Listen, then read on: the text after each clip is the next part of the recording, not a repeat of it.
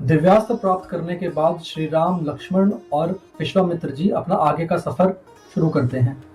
Tadaka one से बाहर निकलने के बाद श्री राम जी कहते हैं कि हमें लग रहा है कि हम ताड़का वन से बाहर आ गए हैं।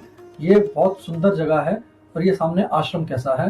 विश्वामित्र जी से कहते हैं कि कृपा करके मुझे ही बताइए। तब विश्वामित्र जी उन्हें बताते हैं कि ये वो जगह है जहाँ पे भगवान विष्णु ने सहस्त्र वर्षों तक तप किया था और यहीं पे ही वामन रूप धारण किया था। यहाँ पे उनको सिद्धि प्राप्त हुई थी, इसलिए इसका नाम सिद्धाश्रम कहा गया। वो बताते हैं कि जब भगवान विष्णु यहाँ पे तप कर रहे थे उस समय देवताओं ने आके उनसे कहा कि राजा बलि ने तीनों लोक के ऊपर अपना आधिपत्य स्थापित कर लिया है, देवताओं को, मरुदगणों को स्वर्गलोक से निकाल दिया है और अब वो एक यज्ञ कर रहा है जिसके बाद उसको हराना किसी के लिए भी संभव नहीं होगा।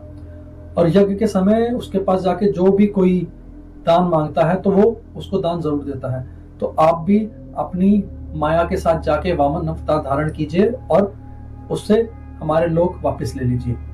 उसी समय भी कश्यप ऋषि अपनी पत्नी अदिति के साथ वहां पे पधारते हैं और आके विष्णु जी की स्तुति करते हैं और उनको कहते हैं कि मैं आपके अंदर सारे लोग देख पा रहा हूँ, मैं आपके अंदर पूरे जगत का सृजन देख पा रहा हूँ और मैं बहुत ज्यादा धन्य हो गया आपका दर्शन पाकर। मेरे जितने पाप है वो सारे के सारे धुल चुके हैं। ऐसी स्तुति करते हुए विष्णु जी उनसे बहुत ज्यादा प्रसन्न होते हैं और उनसे वर मांगने को कहते हैं। तब कश्यप ऋषि उनको कहते हैं कि मैं एक ही वर मांगना चाहता हूँ कि आप मेरे पुत्र बनकर, इंद्र के छोटे भाई बनकर अदिति की गर्भ से जन्म लें और वामन रूप धारण करके इन देवताओं के सारे दुख को दूर कर दें।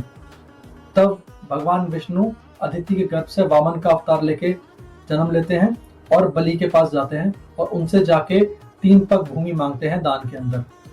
बलि उनको 3 पग भूमि देने के लिए कहता है जिससे वो 2 चरण के अंदर सारे के सारे तीनों लोगों को कर लेते हैं। और तीसरा कदम वो पूछते हैं बलि से, तो बलि कहता है कि मेरे सिर पे रख दो, जिससे वो उसके सिर पे रख के सारे लोग वापस जीत के उनको इंद्र को वापस दे देते हैं। कहते हैं कि यहाँ पे सिद्धि प्राप्त होने की वजह से ये इतना दिव्य स्थान है कि इसको मैं अपने उपयोग के अंदर लेता हूँ। राम, ये जितना मेरे लिए है उतना ही तुम्हारा भी आश्रम है और यहीं पे आके वो राक्षस मेरी सिद्धि पूरी नहीं होने दे रहे हैं, तुम्हें यहीं पे मेरे साथ चल के उन राक्षसों का अंत करना है। तभी विश्वामित्र जी राम और लक्ष्मण का हाथ पकड़ के उस आश्रम के अंदर प्रवेश करते हैं। आश्रम में रहने वाले बाकी ऋषि मुनि ये उनको देख के बहुत ज्यादा प्रसन्न होते हैं और बहुत हर्षोल्लास से कूदने लगते हैं और उनका अच्छी तरह से सत्कार करते हैं। करने के बाद श्री राम विश्वामित्र जी के पास आके उनसे कहते हैं कि आप यज्ञ की दीक्षा अभी लीजिए और अपना यज्ञ शुरू कीजिए। मैं तैयार हूँ उन राक्षसों को आने के लिए और मैं उनका अंत करने को तैयार हूँ। ये सारी बातें सुनकर विश्वामित्र जी बहुत ज्यादा प्रसन्न होते हैं।